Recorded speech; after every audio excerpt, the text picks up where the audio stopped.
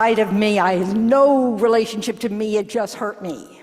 You know, we really do think that when, you know, and then we have to understand that we hold things that way. And that's what we're trying to dismantle, you know, in our thoughts about emptiness. But it takes a long time. Yes, Susie? Self-sufficient, substantially existent self. But of course, His Holiness in all His wisdom has added another adjective, which is self-certifying.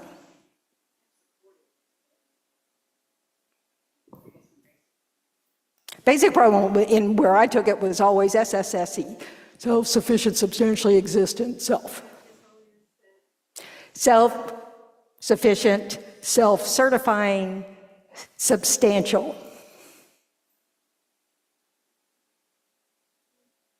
Self-certifying is this sense that there's something from the side of the object. This, you know, it's like the example I always heard was things like, you know, if things existed inherently, we wouldn't have to name anything because it'd just be obvious what they are, because it'd be their nature. It would scream that nature. We wouldn't have to name babies because they come out of the womb going, I'm Tendron, you know? So that's one of the absurd consequences of thinking things inherently exist. No one thinks someone comes out of the womb screaming their name.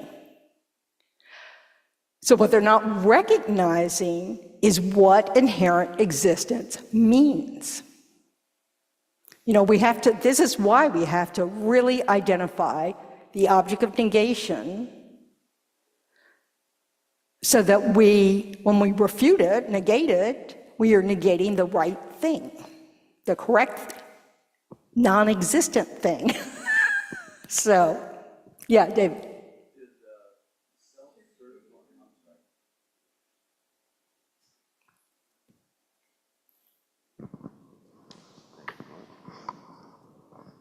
All right. Does the self-certifying refer only to persons? Objects are self-certifying? I don't know. Okay. We haven't gotten to the selflessness of phenomena. I've never seen the term self-certifying before, so this is just until I read this book. So I don't know.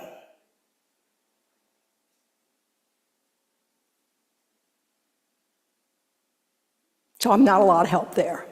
Do you have something? It's on page 81, just past different degrees of the emptiness of person. And then a couple sentences down, it says self-sufficient.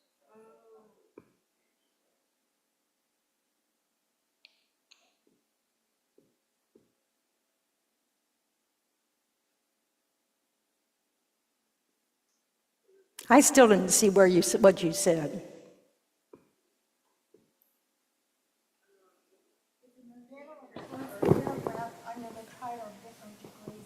Yeah. Oh, okay. So under the different Yeah. degrees Yeah, of the that's where I emptiness got of the term. persons, page 81 in the book, I'm just saying it again for folks online. Couple sentences down, it says, another level of emptiness of the person is the absence of any self-sufficient, self-certifying, and substantial reality. Now, if we look in the glossary, it might tell us. Go for it, Susie. Okay. In this section, he also talks the fact that just like there are 5 ways of categorizing selflessness, there are 5 ways to reify it. What does that mean?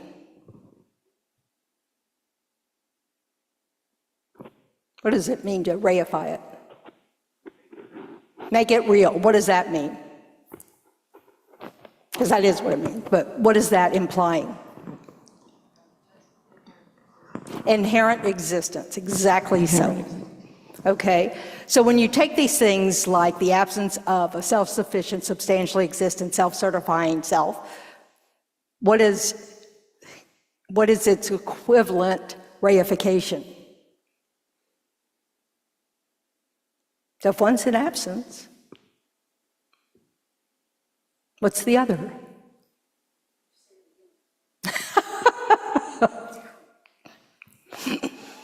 I'm only bringing this up because I kept trying to find the list of the 5 levels of reification when I realized, oh, duh.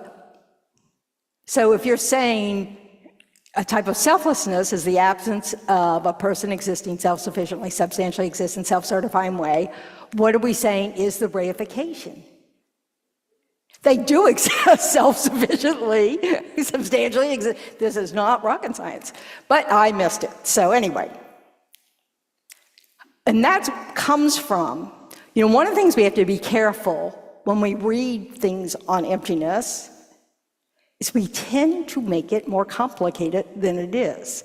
We're so afraid of the subject, or we're so certain we can't understand it, that we tend to distort it as we read it. And because we're not used to the way the language is being laid out, and it's all new jargon and all this kind of stuff, it really helps to read it several times. You don't have to read it several times with each paragraph, but you read it, and then you read it again, and then you read it again. You read the chapter over and over and over. I bet I've read it 12 times this week. We just, it's just, and it's not long, it's not a big deal, but it's just like, make sure you're hearing it correctly.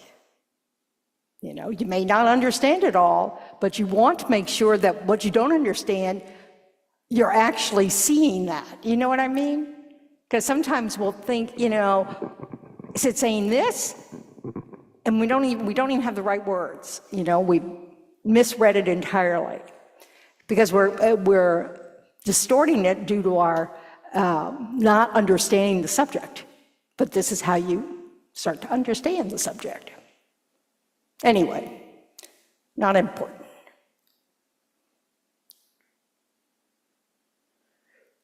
I've lost my place. That's the one trouble with looking at it electronically. Okay. So you can read this section. It describes this different stuff.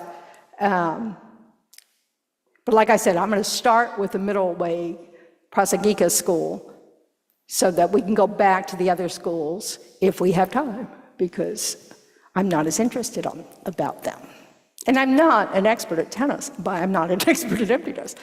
But tendency is even worse.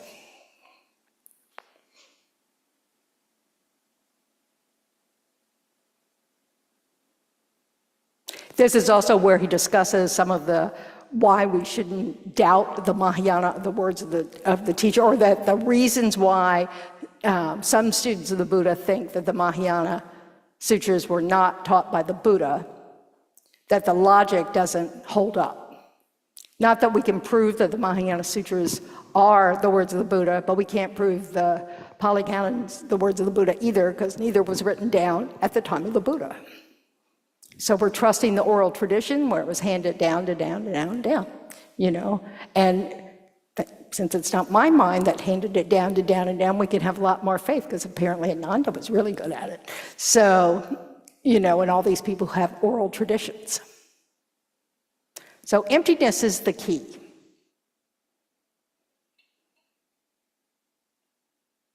So verse 52, which is on page 83, I think.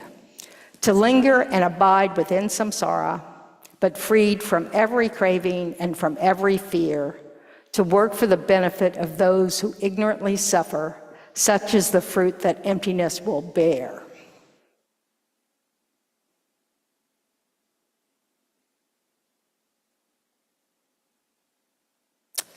The translation of it in the master's program, Joe Niesel, I think, wrote this. To remain in cyclic existence, free from the extremes of attachment and fear, accomplishing the welfare of those suffering out of confusion, is the result of meditating on emptiness.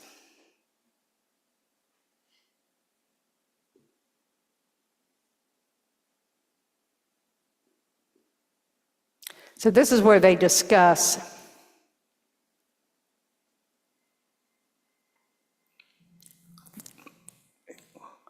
how meaningful the realization of emptiness is, not just to our own liberation, but because it is what, it's great compassion will naturally arise out of the realization of emptiness.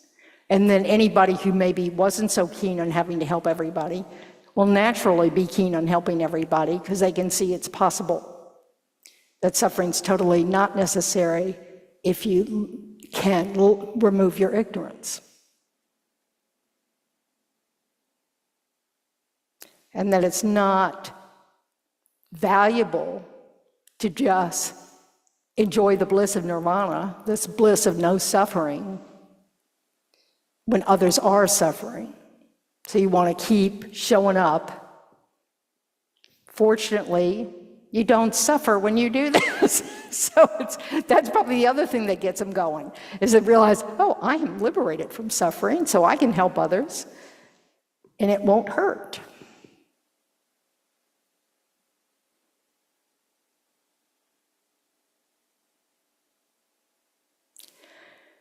In Shantideva, in verse 53, from this, the emptiness doctrine will be seen to be immune from all attack. And so with every doubt abandoned, let us meditate upon this emptiness. Afflictive passion and the veils of ignorance, the cure for these is emptiness.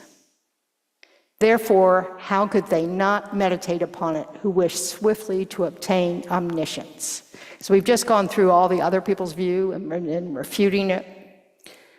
Whatever is the source of pain and suffering, let that be the object of our fear, as opposed to the pain and suffering itself. You know?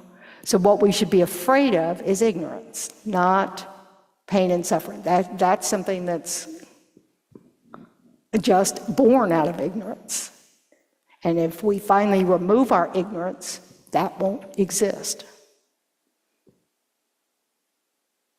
If such a thing as I exist, indeed, then terrors granted will torment it. But since no self or I exist at all, what is there left for fears to terrify?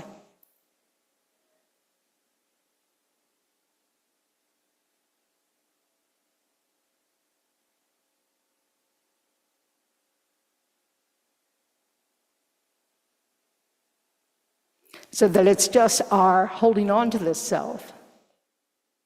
That's the origin of our fear. So we know this, right? I mean, you know, we studied all, you know, oh yeah. But what's the consequence of that? You know, what does it say about that if we have a true cessation of ignorance?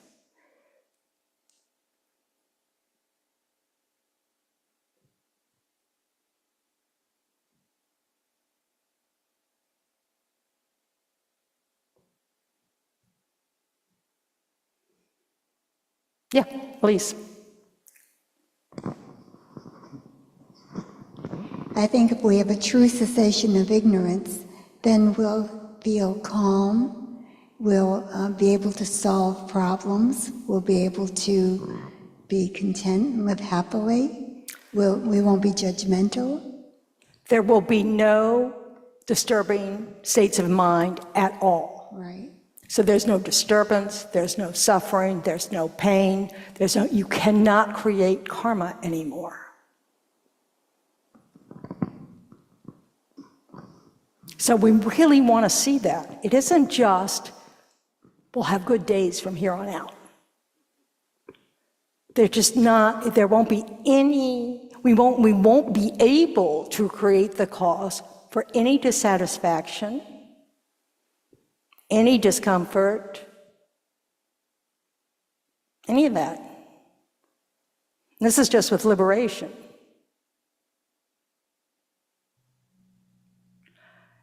It's valuable to really meditate on that, because we need a lot of motivation to do the work to free ourselves from ignorance. You know, because it's kind of, you know, like, that's why they use words like inconceivable, inexpressible, like, well, that's no help. And the truth is, no one who has a cessation of ignorance can explain it to someone who hasn't had it. Because it really is inexpressible.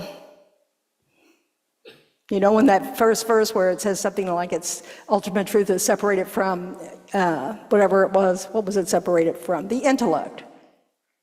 Now, it didn't mean literally the intellect, but it meant that dualistic mind, you know, it has to do everything through conception.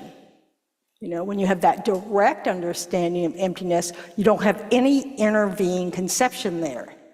It's just like when you see red. You know, the second moment you see red, we create a story about it. Oh, I like that color. I'm about. Once you've realized emptiness, those stories don't come up. You know? So it's really worth hearing what the consequence of the cessation of ignorance is, you know, to really kind of look at that, because most of us don't buy it. You know, we just kind of go, yeah, you know. And then we don't put a lot of energy into pursuing it, you know. And it doesn't matter whether we pursue it in this life, we can just, you know, we're going to go, next life I'm going to make sure I have the right conditions, you know, all this stuff to develop karma binding and then put my mind on emptiness. Yes, Mark? So if cessation, we no longer create dissatisfaction, does that mean that we also do not create satisfaction? We don't create any kind of samsaric experience.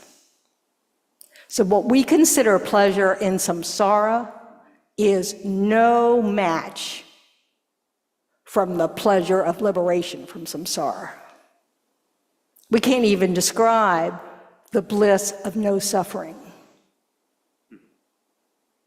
So it's not that you give up bliss, what you give up is samsaric pleasure, which is unsatisfactory. It's the suffering of change. So like what I like to think about sometimes in the, you know, when you wake up in the middle of the night and you can't sleep or something, and it's so quiet, you know, you just kind of, oh, okay. And you might hear a dog bark off in the distance, but it doesn't disturb you because, you know, it's far away and it's just the sound of a dog or whatever. And then you think about what would it be like to have no worries at all, none. No source of discomfort at all, none. No worries at all. No, you know, this doesn't sound boring to me. You know, we need to understand that the state that arises when there's none of that suffering, none of that dissatisfaction, isn't unpleasant.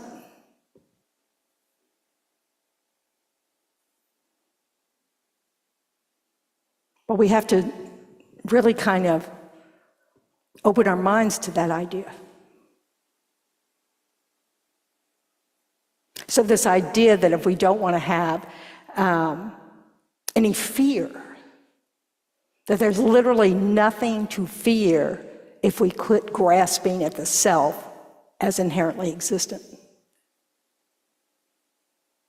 You know, right now we think, but I don't really grasp at myself as inherently existent. I know that it's impermanent. I know that it's, you know, blah, blah, blah, produced. I know that it's, you know, temporary, you know. But we really haven't had a realization of impermanence. You know, we just kind of intellectually get that.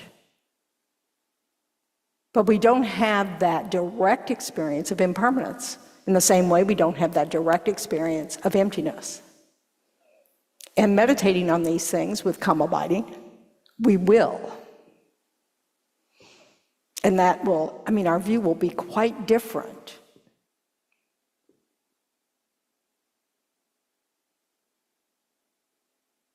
So when they say, you know, that there's no basis for suffering or no basis for fear if you finally have, you know, liberated yourself from ignorance, you kind of have to think about that. Oh, it's not a small thing. It's a great big thing. Now, as we talked about before, in the Prasangika school,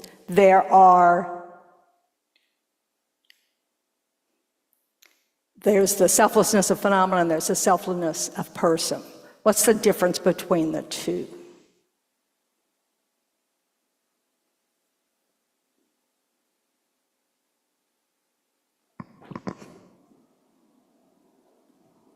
Yeah, Elise, our brave Elise here. About that. Well, person would have mind that continues from one life to another.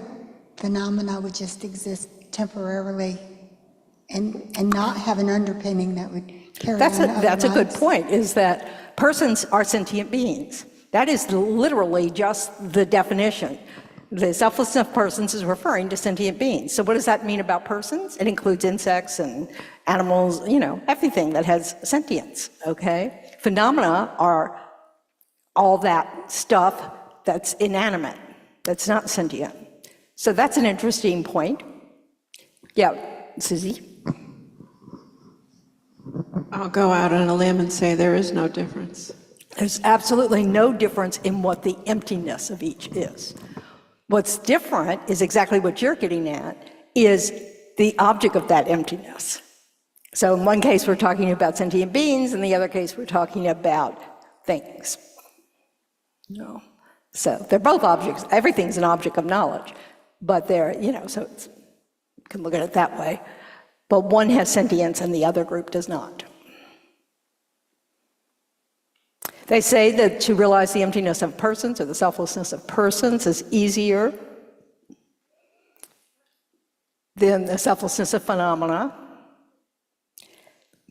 And literally the only explanation I've ever heard for this is that we already have a sense of the intangible nature of the self, the mind, and that, the mind's not physical, and we have a sense of, we know ourselves, that our idea of the self is changing and all that stuff, whereas we can bump into a table and get, hurt. It seems solid and real and doesn't move. So that there's the concreteness of external phenomena may be an obstacle to realizing its emptiness, whereas when because the object of a meditation on emptiness is usually your mind. So you look at what object do you take your mind? Your mind. And so you're looking at the emptiness of mind. You can also take the self of person as your, object in this meditation. But the mind, obviously, is very unconcrete. So take for whatever that's worth, because that's literally the only explanation I've ever heard. And we have to keep reminding ourselves that intrinsic existence, this inherent existence, never existed at all. So we're not losing anything by this realization. It simply doesn't exist, it just appears to exist. It gives us that illusion-like nature of reality.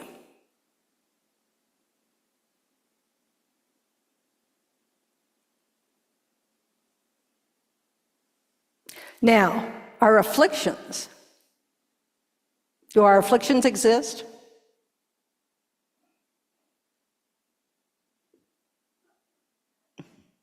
Not inherently, but do they exist? Yeah, they exist. They cause us all kinds of problems. Inherent existence doesn't exist at all.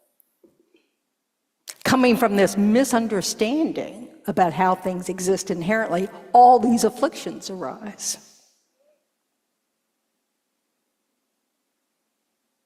So it's,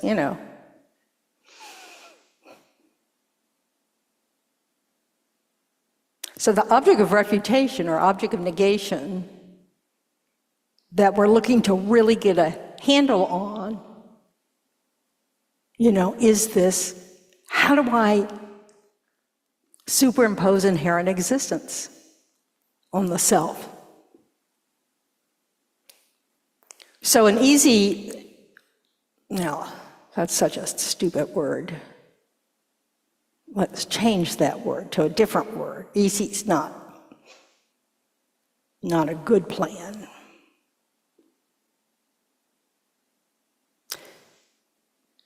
Oh, so take a moment. We're going to do a little short meditation. Do we have time? Okay.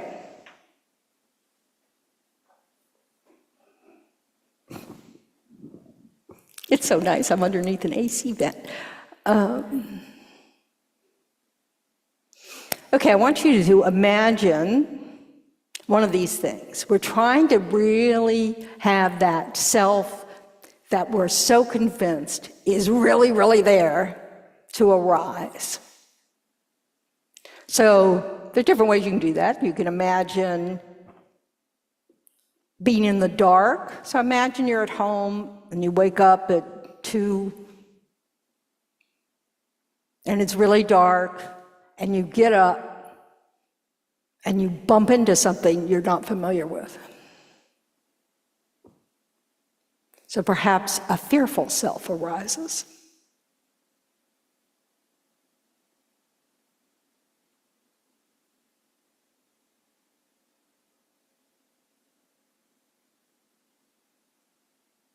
Or imagine you're on the edge of a cliff in a strong wind, and you don't want to fall off that cliff.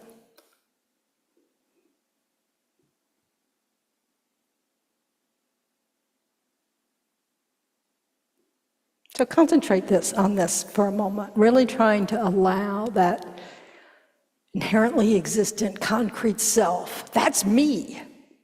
And that me just bumped into something that I don't know what it is.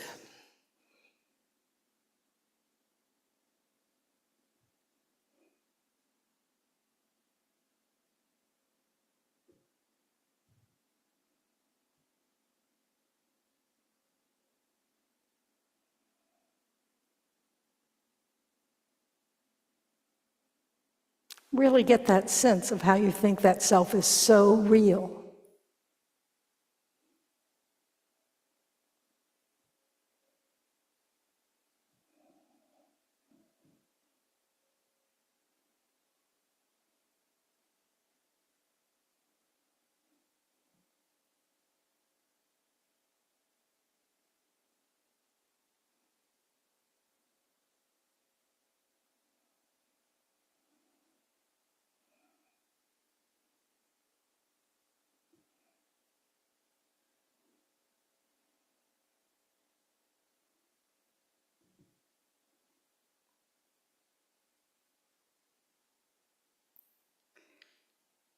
Now check and see if you feel like the self is somehow separate from the body and mind standing there.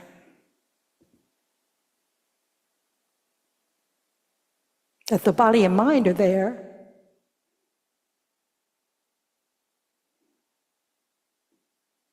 but there's an I that seems somewhat separate.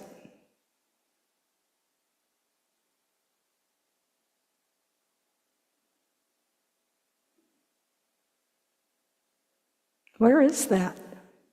Where is that self?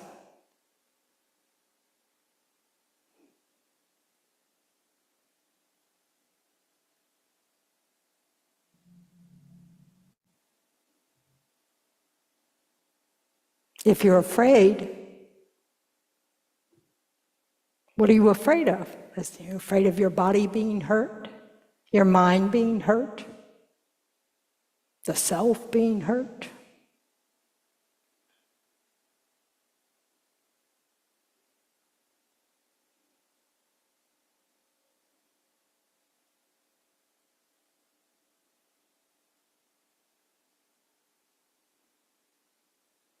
And imagine that it's the next day, and you're thinking back on this experience the night before, and you're telling a friend about it. How would you describe it? I was so afraid. I thought for sure there was a burglar in my house.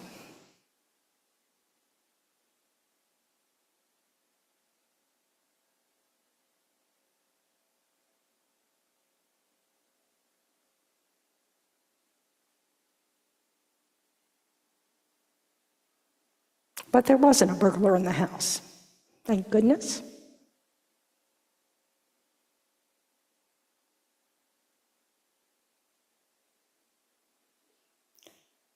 So think about the way in which you reify the experience because of the strong emotion that arose.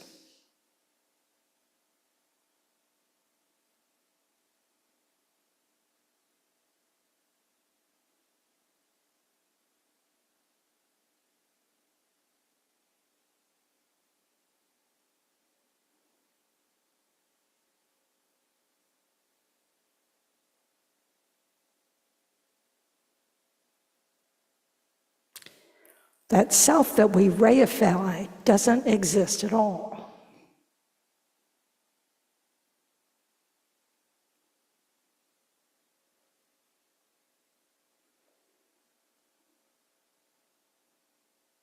There was a self there. The self did bump into something. It was dark.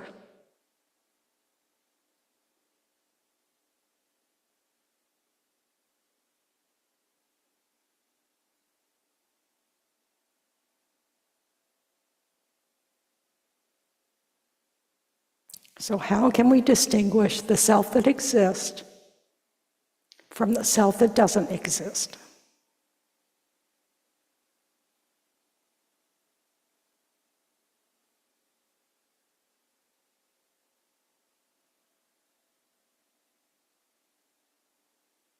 Try to identify that I that does not exist.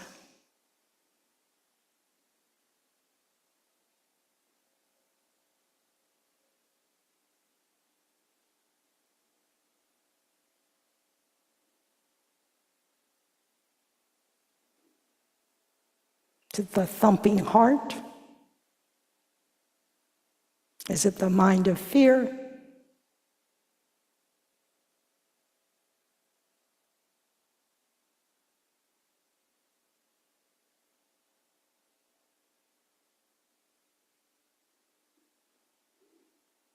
Okay, relax your attention. So what's the difference between the I that gets up in the middle of the night, doesn't encounter anything weird in the night, goes to the bathroom, comes back, gets back in bed and falls asleep, and the I that bumps into some unknown object in the dark, or whatever example you used, just going with this one. Yeah, Jill.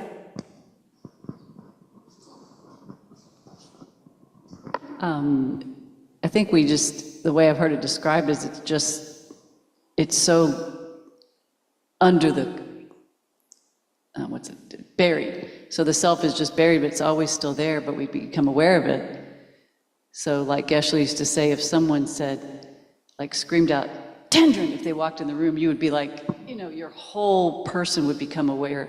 And so you have a chance to find the object of negation so well when you bring it, like you did, when you bring it to the foreground, or you try to think of something that's so sharp or so emotional or so intense, because then it's up there and then you can kind of... Yeah, this is why we have to use these kind of examples. We want to notice in our day-to-day life when all of a sudden that non-existent I has taken over our mind, where we're grasping at this sense of I that's been insulted, or that's afraid of being killed by a car, or that is afraid of losing their relationship, or is afraid of, blah, blah, blah. It's basically, I'm using a lot of afraid things, but, the one who thinks, oh, I finally found the one, So, because the self that just gets up in the middle of the night, goes to the bathroom, and goes back to sleep, exists. No problem.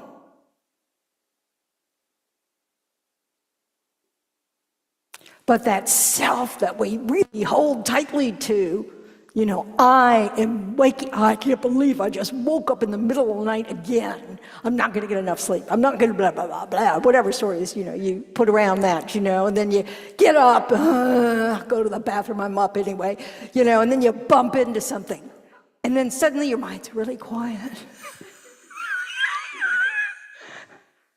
Because terror has taken over, So now imagine that kind of terror not existing for you at all. How lovely that would be. So we just need to have otherwise, the reason why we really need to have this sense of this false self that we cling to is because if we negate too much, we end up with nihilism, thinking that we don't exist at all. And that's not true.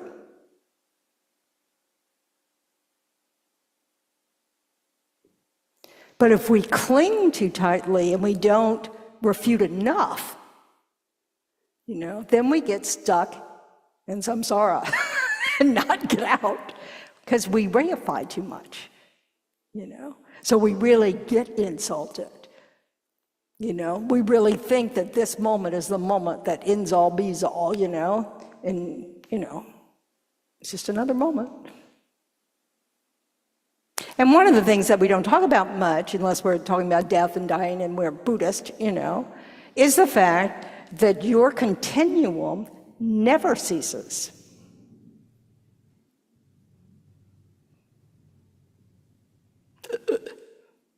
I mean, I'm stuck with it? No. If you realize emptiness, that you'll still have a mind, this continual mind keeps going, but there won't be any suffering with it. There won't be any birth and death.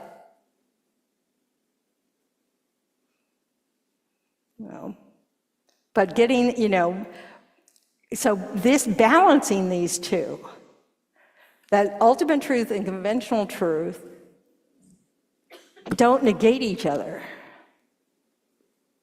The self exists and it's empty of inherent existence. It doesn't exist the way we hold it to exist, the way we think about it existing, the way we make it the most important thing ever, as if we've always been, Tendron, Lise, or Jill, or whatever, that there's, that the story is what's important.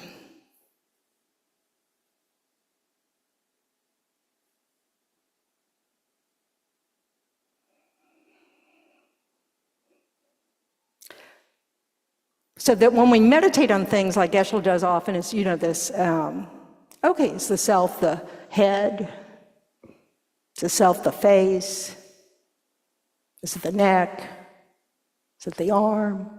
There's a purpose to that, It's to really show that what all it is, this self, even just this body, this part of the self, the body, is just a collection of parts. And they're not static parts, they're ever-changing parts. And same thing with the mind. You almost can't catch your mind. A moment of mind seems to have a million thoughts, So it's, it's constantly changing.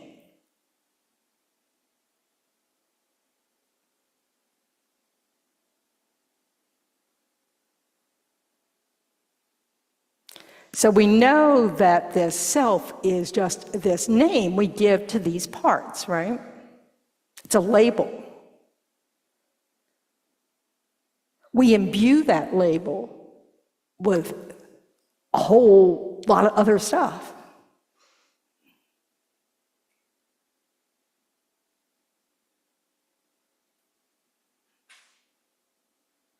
And that's the problematic area.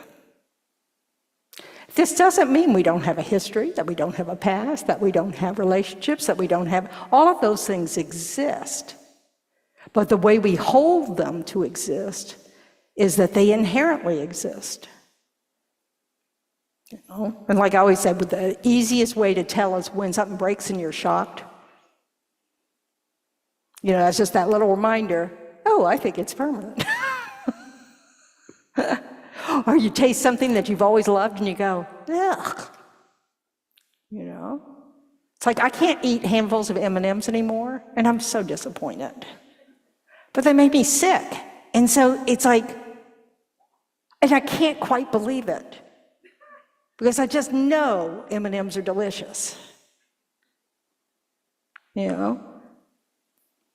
need to notice those habits we have, where there's a part of our mind that really believes that this thing we hold this way won't ever change. You know, we need to catch ourselves. Oh my goodness, I'm reifying M&Ms. You know, so that we understand the object of negation.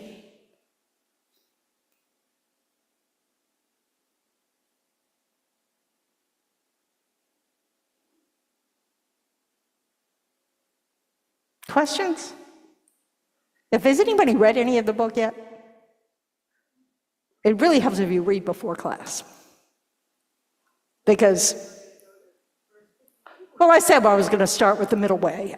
So if you look at the headings, you'll see that, oh, now they're going to refute this school and that school and this school and that school, so skip that part. So, but the text is really helpful. You know, it's a really pretty thorough explanation. Even though, you know, you feel like, okay, now I need to go read Ari Davis' 400 stanzas, or I need to reread Chandrakurti's, you know, supplement to the middle way, or whatever it's called.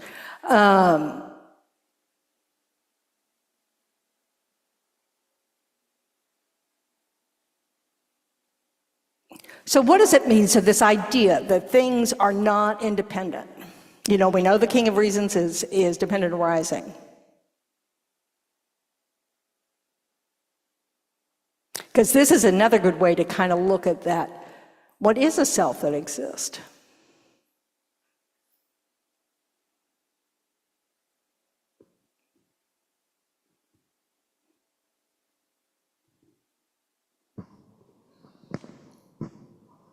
Oh, it's coming.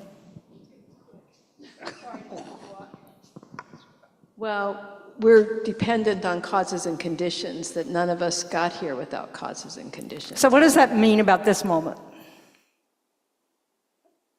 Well, I don't think it, but it would be based on the previous moment. And the moment before that? The previous moment. And the moment before that? Previous. How boring we are. So literally, this self that we think is so special and so important, except when we hate it and we loathe it, you know, the other thing, you know, which we also grasp on, I'm the worst, you know. What is it really?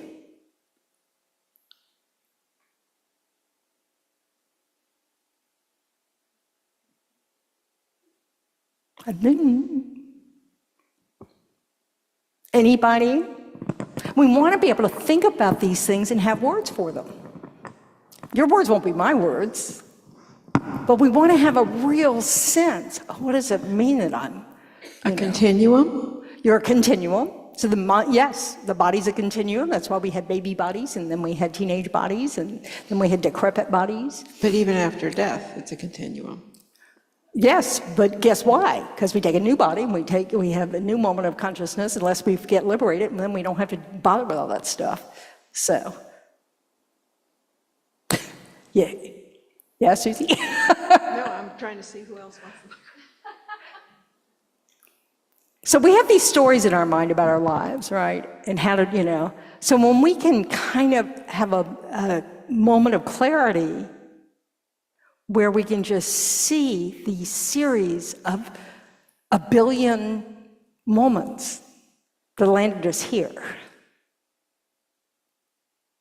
it's going to lose a lot of that sense of concreteness. You know, if we can just allow ourselves to kind of go, especially when, how did I get here? That kind of mind arises. How did I? Well, rest in that thought. You know, allow yourself to examine the story you carry with a little less, you know, reification, I guess. You know, a little less idea of just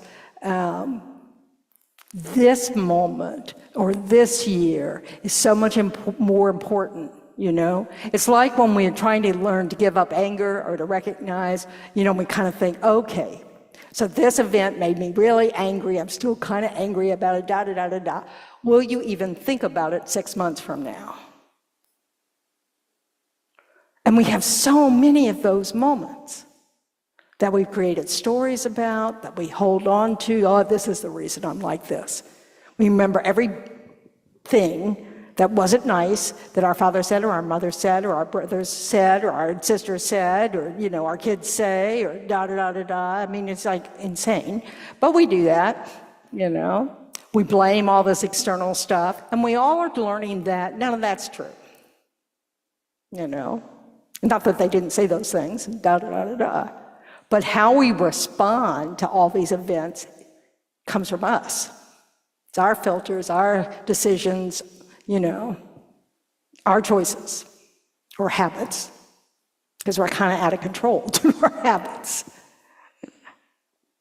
So it's good to really look at both. How do I reify things and make it the story such a, tangible thing, and how do I make it like I'm watching a movie, a nonfiction movie?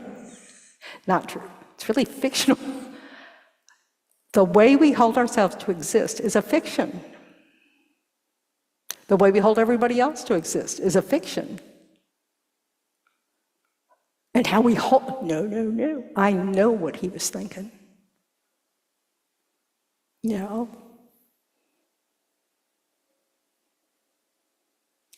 So we want to break down this idea that the way we see things is true.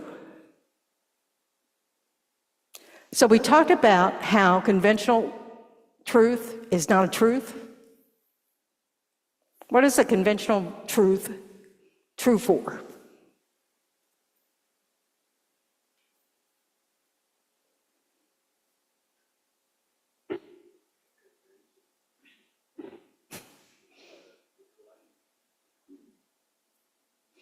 Arias might be part of that collective. Would they say that's true?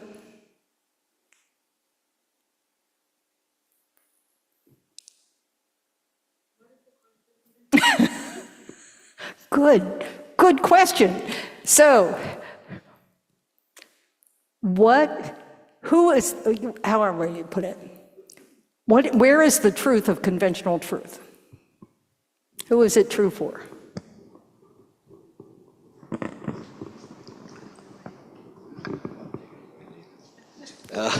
Well, it's kind of what allows us to navigate through the world we exist in.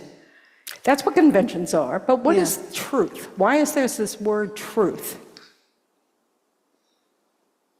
Do you have something, David? I remember listening to a lecture by George Dreyfus, and so an Arya being might see the emptiness of a chair, but if he came in and you say, well, have a seat, they would sit in a chair, right? So there's... What would he not see, an Arya being? a permanent... A truly existent chair. It's an object. He would see, so it's, good luck with that. So, since we're none of it, if we are who we appear to be, we're probably not Arya beings, and we probably can't really describe it. But Arya beings see the falsity of conventional truth. Okay? Conventional truths are not true. Conventional truths are what is true for a mind that is concealed with ignorance. It's a concealer truth. Sometimes that's how it's translated. So absolutely, it's how we navigate, our samsaric lives is through these conventionalities. But conventional truth, the word truth, is kind of misleading. You could say it's completely misleading. But it's true for a mind that is obscured with ignorance. Yeah, Susie. But to avoid nihilism, you need to have an idea of that. Well, Or think about the possibility of this is here, real. I mean, It it functions. It functions. It exists. Yeah.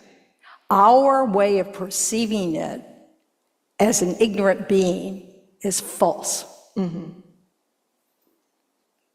Because we add on this layer of superimposition, you know. And what arises if you have a direct perception of emptiness? What arises with that realization of ultimate truth in that meditative equipoise on emptiness? I'm going to repeat this a lot, so. Well, from what you said last time, nothing. Nothing. Nothing appears at all. But what is nothing to us? Yeah. No appearance arises. So all of our appearances appear because of this ignorance. So when we're looking at ultimate truth in analysis and only a Buddha can see the two at the same time. And who knows what that looks like. But just keep remembering that our appearances are tainted by ignorance.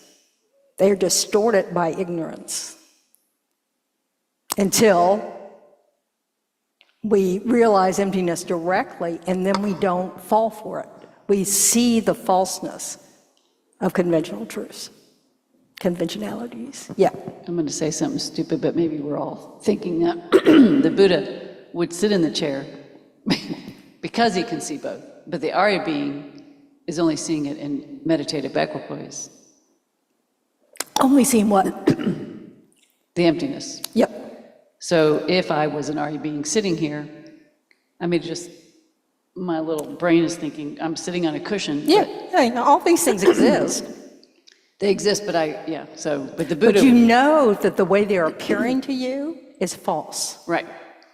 But when I come out of equipoise, then I still see the cushion, the chair, all the objects. When you're in equipoise, you don't see any of it. When you're out of equipoise, But all the Buddha, things that exist, but you no longer believe the appearance of how it exists. It still appears to you as inherently existent because you're not a Buddha. in the way Until that, you haven't removed all the obscurations to knowledge, blah, blah, blah, blah, blah, blah. but the sitting on a chair, as David was saying, It's still sitting on a chair. you can still sit on a chair. Yeah, because ultimate truth does not contradict conventional truth or conventionalities. It doesn't contradict existence. If it did, we'd be heading towards nihilism. But nothing about ultimate truth denies existence. It just denies the way we think it exists, because the way we think it exists is incorrect. What do you think, Hemet? I am totally in agreement with that statement. That you, You're so wise. really, that's true, because, in Dharmakaya state, Buddha sees everything, Yeah. right? Everything. Only in samsara, we concretize everything, and we label it, and we color it, and then we discriminate, and then we have perceptions, and there we go. Yep. And in every moment, the Buddha knows everything all at once. Knows your whole history. Don't ask me. This is just all inconceivable. So anyway. Thank you, Hemet. Thank you.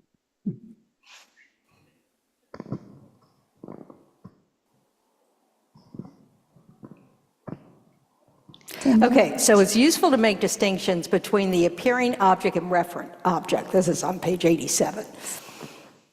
Tendron, Yes. sorry. Would it be accurate then to say that conventional truth is that which we experience through our senses? No? through our physical senses. We do experience conventional truths through our senses, but we also experience conventional truth through our thoughts. Our thoughts exist. That's true. Yeah. Yeah. Thank you. Yeah. It's just about this add-on we do. You know, it's like when we have a pain. We immediately go to the story about the pain. We add on all sorts of stuff. You know, so not only do we have the physical suffering of the pain, we have the mental suffering of the pain, which is entirely self-created by our little minds. It seems so big when we're in pain.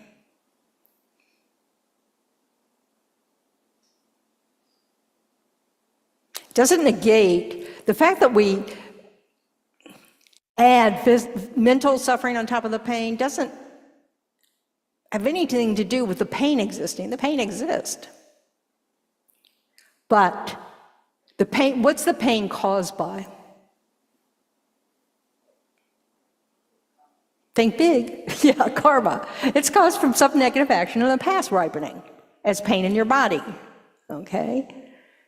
So if we don't want that habit to keep happening, first of all, you kind of go, oh, may I not repeat whatever actions is ending up in this physical pain, you know? And even though you don't really know what it is, like I used to think all my knee pain, I decided, just because it's something to work with, that my knee pain was due to the fact that every time I tried to catch a spider to get it outside, I would kind of catch his legs. Because they had great big spiders in Australia. So even if you had the big yogurt container, it wasn't. So I've learned, I'm better at it now, but I figured, oh, so this is an example of how you manage to have knee pain, you know, is that you're not careful enough with, you know, the legs of other beings. So it's just, you know, I'm just making this up because I have no knowledge of this, but it just helps me see how we do things that could result in something like knee pain, you know? It's like the tsunami. Remember when all those people were killed in the tsunami? Have you ever taken a hose to an anthill? We're all good people. No boys in here who did it in their backyard? Well, you know, people do that. Just, I don't want you to destroy your idea of other people, you know, but, you know, so they kill, you know, quite a few beings all at once. And then all, you know, I'm just making this up. Karma expands, right? So you imagine all the people throughout time who flooded out the home of ants or some other thing, you know? And they're all together on this island and there's a tsunami. Because we kind of think there's no possible way all those people could have created the cause for this to happen. Because we're thinking too small. You know, we're forgetting about beginningless time. We're forgetting about the fact that the results of karma can increase if we don't purify. And, you know, we have enough wars in history in just this little eon or, you know, this little earth and just, you know, where we've killed lots of people, you know. And it's naive to think that you were never one of those soldiers. It's possible, because, you know, you may have done all your killing on some other universe, but, you know, you're born on a planet that has to kill things to exist. So we all share some karma of killing. Anyway. So, on page 87, it mentions how can we deal with this? If the self exists, what does it mean to say it exists, but it doesn't exist inherently? What is this no-selfness? And Holiness brings up this idea of making a distinction between the appearing object and the referent object.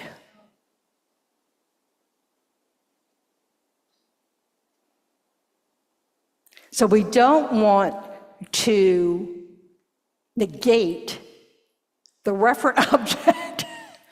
They exist. The appearing object, what appears to us, is this inherently existent phenomenon. That's what's faulty. Not the object it's referring to. So if we're having self-loathing in the mind, the self exists, but the self that is not worthy of anything, absolutely not worth anything, it doesn't exist. The appearing object, this worthless, horrible self.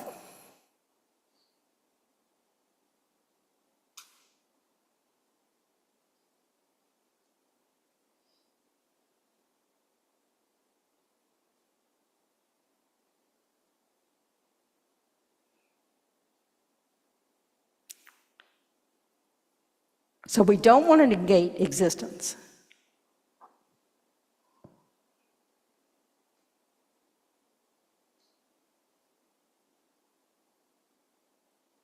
But it's useful to just notice, notice when we've all of a sudden got, a self-existent enemy or self-existent, problem, or, all these ways in which we, make something independent.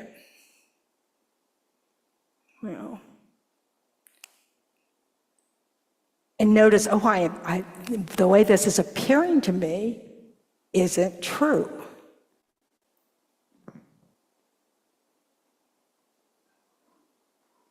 And then when you think back on your day, and how so much of your day is just, you're just going, we all have a sense of this self that exists. We just don't notice it. Because we do 100 things that we're not thinking about, we're just doing it. We're not standing there going, I shouldn't have to do this, like we do when we're cleaning the toilet.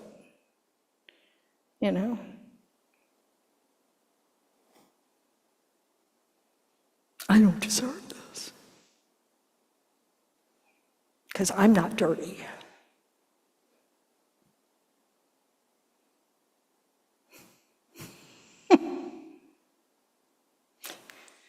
So catch this sentence on 87.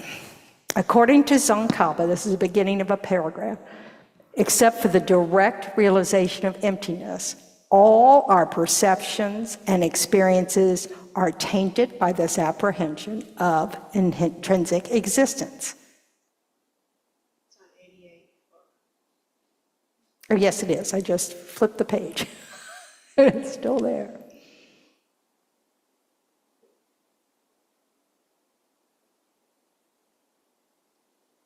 I like this too. In the next paragraph, it says in his 400 verses, Aryadeva states that the seed of cyclic existence is consciousness. And only by apprehending the selflessness of objects, in this case of consciousness, can we uproot that seed. When we realize the emptiness of intrinsic existence at a deep level, there is definitely a marked decrease in the force of our afflictions, such as anger and attachment, and towards the objects of these emotions.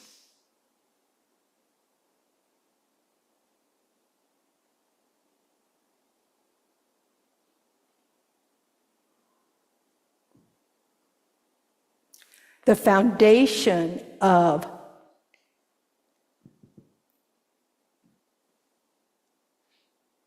like it says in the next paragraph, the foundation of the diverse states of our mind, everybody in this room right now has different thoughts, different fears, different hopes, different dreams, da-da-da-da-da. But the foundation they're based on, they're grounded in ignorance.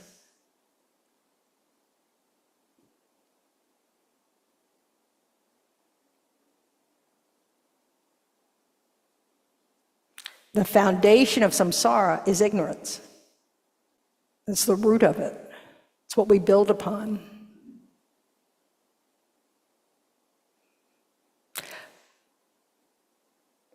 So it starts talking about the magician. I don't know about you guys, but I find that the idea of these magicians conjuring up whatever, and that even a magician can occasionally think they're illusion is real, I can't go along with that. A good musician, I can't tell how they did things, but I still know it's an illusion. So anyway, and I haven't been hypnotized, but even so, we don't actually see stones turn into elephants, right? So maybe they did back in the day, but think about your dreams. So think about how those times, sometimes you have dreams where you know you're dreaming, but because you're frightened, you keep trying to wake yourself up. So even though you know you're dreaming, you still think you're in danger of being hurt by whatever the object of your fear is.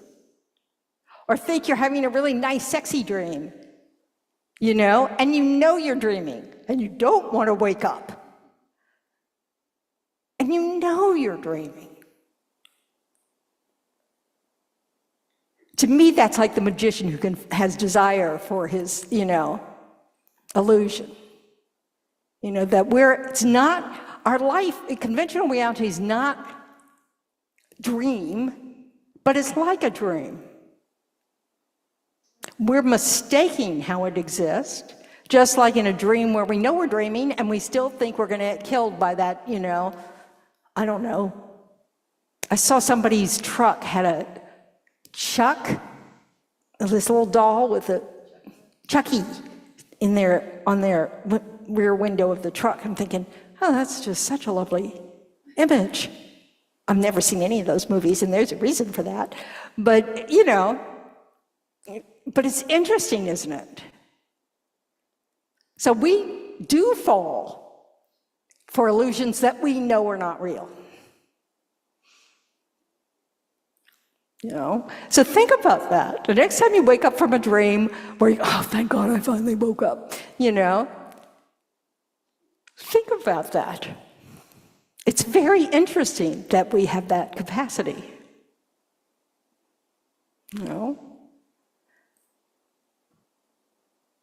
So we're perfectly capable of falling for our made-up superimpositions. Completely. Even when we know it, you're eating this heavenly dessert, and it doesn't exist this way, but every bite just, oh my goodness, who says deliciousness can't be in there? We just do that because we have certain attachment to our view. Especially if it's good, like the wonderful heavenly dessert. We've run out of time. Y'all will have to keep on me because I'll just completely forget that there's a time. So, any thoughts, questions, arguments before we leave, or just write it down and we'll do it next week? Thanks, guys. Not too much snoozing.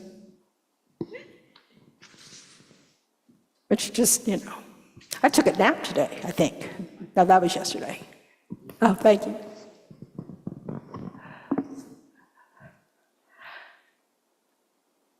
All right.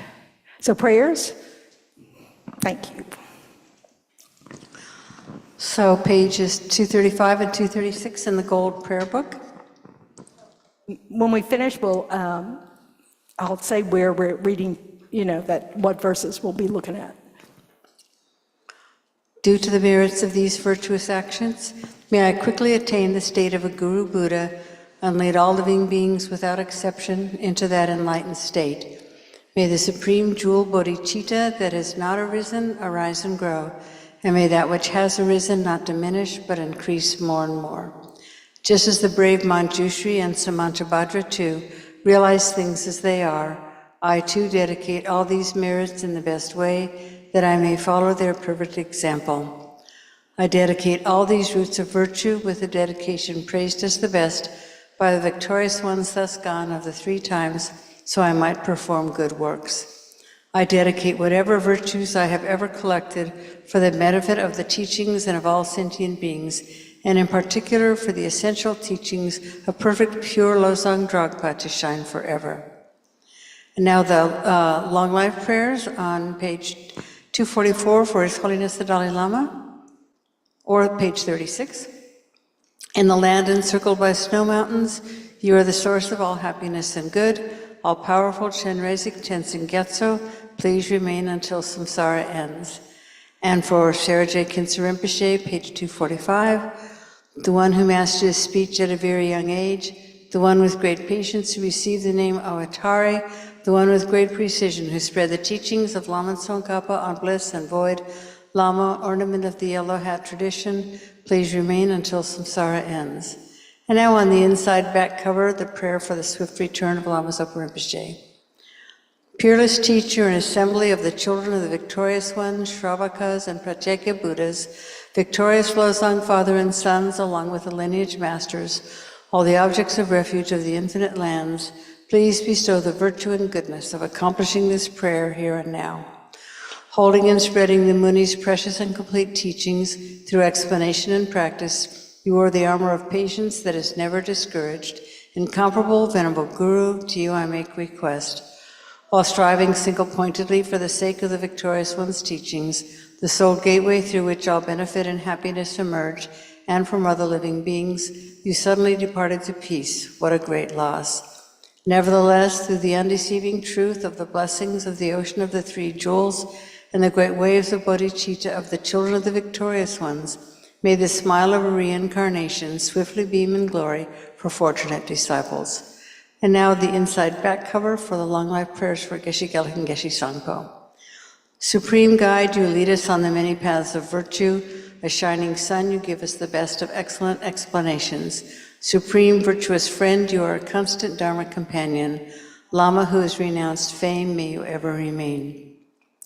You who have steadfast imprints of virtuous qualities and keep the instructions of the glorious Guru in your heart, you who pass day and night with noble activities, great virtuous friend, may you have a very long life.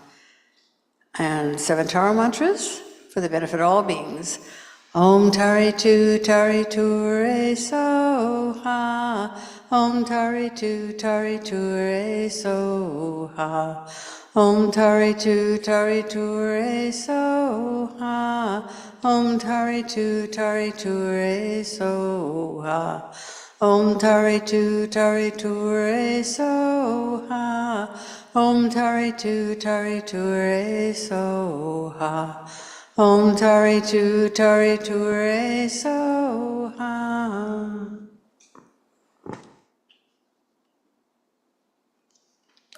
Okay, basically,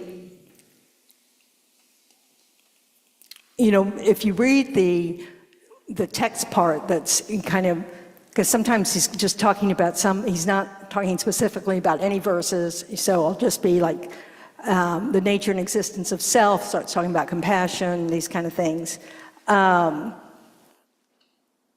When you hit a refutation of this school or that school or something, you know, don't feel like you have to read that now, because that's not what you're doing. So when you hit things that are from the middle way perspective, or like there's a section on karma, on how is karma true if we don't inherently exist? You know, how does the karma get taken from life to life? Of course, this is from the point of view of people who think that things must truly exist in order to exist. But this is also why the mind-only school, or Chittamantras, believe in this storehouse consciousness, this mind basis of all, because they say that's what carries the karmic seeds from life to life, because it has to be somehow separate. Whereas in our school, we just say what goes from life to life is the mere I, when the very, very, very subtle mind and its wind that's carried upon goes to the next life. So, and that whole, we don't need something extra for those tendencies of mind and all that stuff, for our karmic seeds to be there. So that's a kind of interesting section too, and I can't remember where it is. But anyway, but like I said, we're just gonna skip the big hunk of verses here and there that are on refuting other schools, and then we'll get through like the meditations on how do you meditate on the four mindfulnesses of body, feeling, mind, and whatever the last one is. I'm tired. Okay. So it's a great book, though. It's just really goes through a lot, and it's not long. Just my kind of book. Anyway, thanks, guys. Have a great week. I have too much stuff on Wednesday nights for y'all to wait for me, because I have a computer. So good night, everyone on Zoom and YouTube. Good night.